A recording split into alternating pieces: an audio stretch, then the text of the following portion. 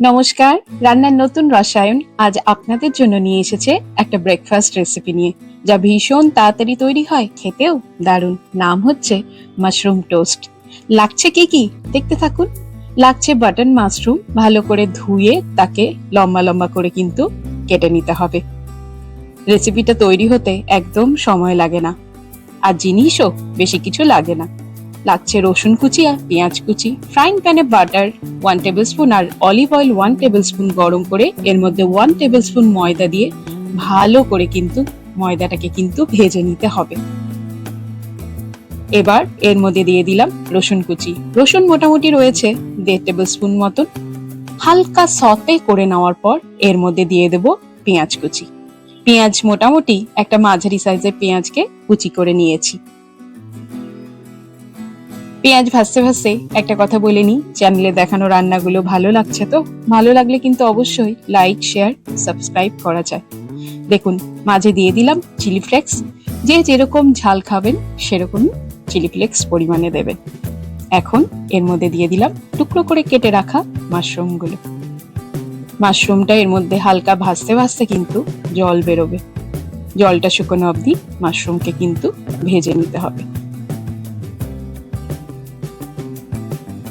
Mushroom আমরা ঢাকা দিয়ে দিয়ে একটু করে ভেজে নেব। দেখুন, জল বেরিয়েছে, দেখেছেন? জলটা শুকিয়ে যাওয়া অবধি আমাদের কিন্তু এভাবে নেড়ে যেতে হবে।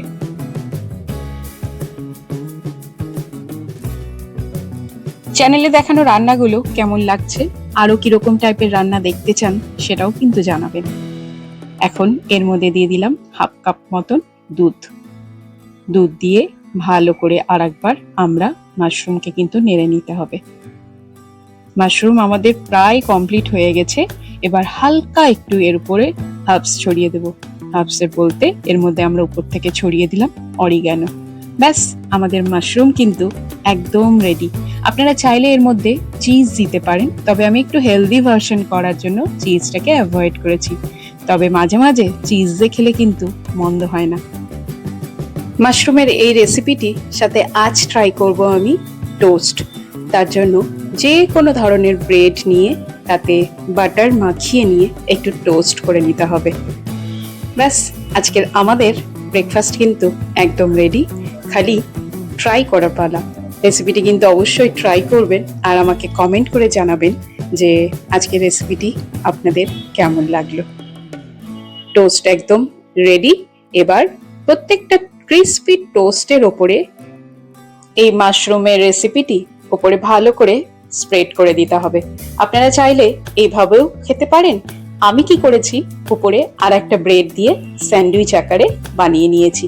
ব্যাস, ডায়াগোনালি কেটে নিলেই রেডি আজকের মাশরুম টোস্ট রেসিপি। ভালো থাকবেন, বাই।